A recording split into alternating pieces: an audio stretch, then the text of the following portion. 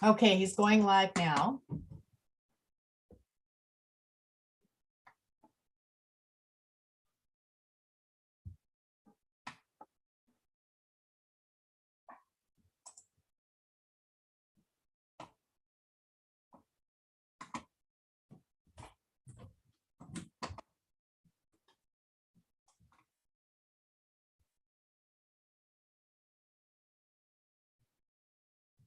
All right.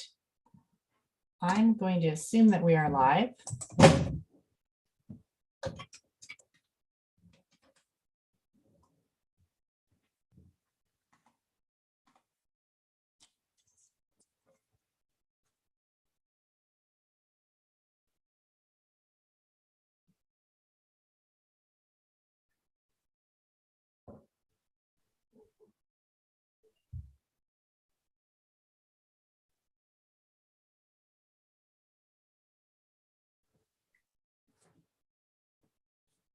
All right. Hello, everyone. My name is Deborah Woodland. I'm a speech language pathologist and AAC specialist in Victoria, British Columbia, Canada. And I have the great pleasure today to introduce to you Jan Oliver Wülfing, who resides in Germany. He's currently working on his PhD in at the University of Augsburg. And I apologize to all of the German folks watching for my really brutal pronunciation of that. And he is speaking with us today about EmotionTalker. What about emotions in speech generating devices? And if you have questions, you can ask them at the end. Go ahead, Jan. Thank you, Deborah. Yeah, hello and good evening from Germany. Let's start. To Jan's disophoric voice, his talk is given by a synthetic voice, William, authored by Cereprop Limited. Dear colleagues, very welcome to my talk. We're seeing the agenda. First, just a bit about me, and then a short introduction of similar projects. I'd like to tell you the problem of currently available voice output communication aids / speech generating devices and why emotional utterances are important for augmented communicators. Next, our prototype of a Voca app which offers, besides other things, expressive, prosodic features. The studies we've done and the results. Last further steps we're going to do. I'm a computational linguist having cerebral palsy and, as a side effect, dysarthria. I'm holding a Magister Artium and am certified as a usability engineer. Currently, I'm writing my PhD thesis interested in what benefits would offer an emotional prosodic expressive speech output augmented communicators using a voice output communication aid. I guess that we are all experts, so I skip the definition of a C. Instead, you're seeing two types of, I'd say, expressive focus. The left picture is showing the Tango device originated by Blinkwas. I'm still wondering why it was discontinued. If anyone of the dedicated audience knows, please let me know later on. I saw and heard it once used by an augmented communicator in the early 10s. I was really impressed. And on the right side, the expressive keyboard, one outcome of a research project by Microsoft in 2018. It's also very interesting, since users can manipulate the tone of every word on its own. This slide is stating the problem of current focus. They sound intelligent and natural, hence, they are limited in expressing an user's uttered wish, desire or intention emotionally. And why it's so important. We verbally speaking people use our tone or voice, the rhyme, tempo, and pitch, often unconsciously throughout the day in order to communicate with our interlocutor. On the left is a statement of two scientists, and on the right we are reading a piece from a talk of an augmented communicator who uses a voca, the notable Colin Portnuff. He misses the expressivity of the voca. Colin Portnuff has also stated a hierarchy of C techniques where he put expressivity, tone of voice, in the top half. The hypothesis which I lay down in my research phrased that the interlocutor would be more interested in the chat instead of being bored, cutting it short if a voca would offer the opportunity to let the user's utterances being characterized with prosodic features. The interlocutor act appropriately to user's utterances, and the user her/herself participate in lasting longer conversations, having a more elaborated turn taking. Now, it's time to show you a photo of our prototype. Students of mine designed a prototype of a voca with basic prosodic features named EmotionTalkerApp. ET. The software uses a speech synthesizer Cerevoice in version 6.0.1 in combination with the speech synthesis markup language in order to generate prosodic speech output. The user types in her or his utterance via the keyboard in the text field, chooses an emotional style, happy, sad or angry, and hits the speaking button. Their voca provides some additional features. Namely, on the lower left side you can switch both the gender and the language. Well, so far, is only English and German available. Another important feature is that the user has the possibility to speak ad hoc louder. She/he has to use the slider right under the emotion choice button. In this picture here, the slider is concealed by the emotion choice. Please, listen to the expression "I cross the fingers for you" in two expressive styles. I cross the fingers for you. I cross the fingers for you. If one has challenged persons, especially augmented communicators, as test person, it is necessary to consider a couple of points. For example, it is better to hand over a questionnaire beforehand, or to offer more pauses when interviewing. In our first study, we firstly asked augmented communicators in which situations they would like to express utterances emotionally. After the implementation of ET has been done, the testing followed. Finally, an interview has been conducted again. We wanted to find out the user's effectivity, efficiency and satisfaction with ET. In that study, 5 augmented communicators took part. 4 of them have cerebral palsy and 1 has autism spectrum disorder. They all use different types of voca devices, mostly equipped with a pictogram-based software which can be changed to also be letter-based. Just to give you an impression, I'd like to show you a photo of an A.C. child.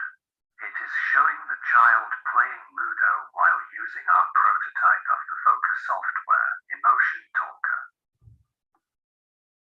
Let's just say that the participants agreed that a voca with prosodic features would be of great benefit. The overall question, we are interested in which synthesizers do you prefer in expressing emotional utterances. So we used in our second study the synthesizers Mary TTS, Cerevoice and eSpeak. In this study, it has been conducted a 3-splitted online survey with 82 participants. The first part had demographic questions like age, sex and cultural background. In the second part, the participant had to listen to phrases which were randomized displayed. After each phrase they had to answer questions like, please write the heard sentence into the box. linguistic issues. Next, the perceived emotion, and last, it functions as a confident measure of the previous question. The third part, they had to listen to each synthesizer itself again. They had to judge the pronunciation and expressivity on a 5-point Likert scale. This last part functions as a double check of the second part. The next slides onwards will show you our results. I'll show you only some of our tables. Further ones are in our paper. The overall question of part 2 was, which of the synthesizers could best express which of the emotions? The table shows the means and standard deviations for the number of correctly assessed emotions. In the upper left part, we're seeing all emotion classes considered together for each of the synthesizers. Voice scores best with an average of mean 2.78 and standard deviation 1.42. If we consider only the correctly assessed emotions, upper right, independent of the synthesizers, aggregated over all synthesizers, then the class SAD was recognized best with 3.68 sentences and the standard deviation 1.92. Followed by the class Angry with mean 2.22, standard deviation 1.60. The class Happy was expressed the worst of all. The question of part 3 is answered. How would you rate each synthesizer on itself for its pronunciation and expressivity? The synthesizers were presented one after the other, which could be listened by the participant as often as desired before both ratings were given. They had to rate from very poor to very good on a 5-point Likert scale. The table contains the mean values and standard deviations for both ratings. The mean values indicate that E-Speak was rated worst and Voice was rated best for pronunciation as well as synthesized emotions. The discussion is showing that it was not always easy for the participants to recognize the subtle emotions. Anyway, the ratings of the results are showing that the participants rated Voice better than Mary TTS than E-Speak. People, especially those with complex communication needs, like augmented communicators, have a great need for speech synthesizers that are able to convey a variety of expressive styles in a natural manner. Due to their motor impairments, the potential of SSML variants were not fully exploited, i.e., designing only 3 basic emotions. We are going to test ET with augmented communicators over at least 1 week in the field. In our mind is that they have to test the EmotionTalker in real situations with and without expressive, prosodic features in order to verify or falsify the before-mentioned hypothesis. And now, it's time to have a good laugh. I strongly recommend to have an at that side, Lee Ridley.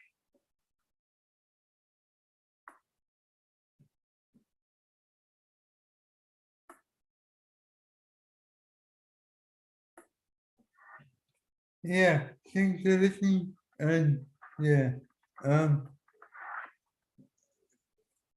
I just get to sharing just a moment. So if you have questions, so please, otherwise, then more later time to the next talk.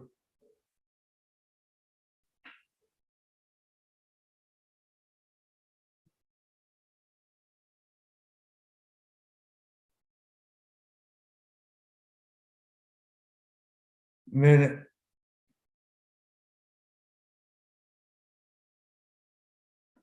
if there are no questions more, so I will say thanks again and have a good conference.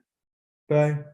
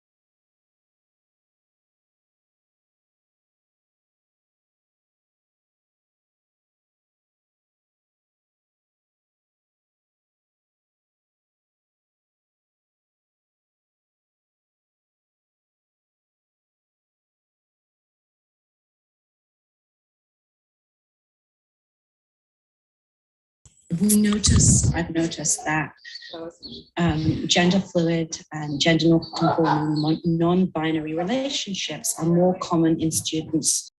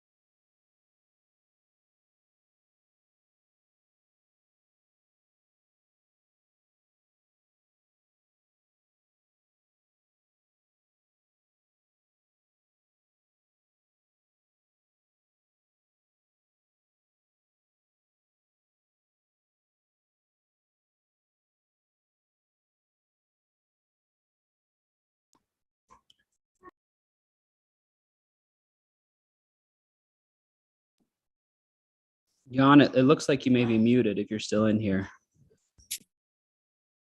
Yeah, I'm here. I'm finished.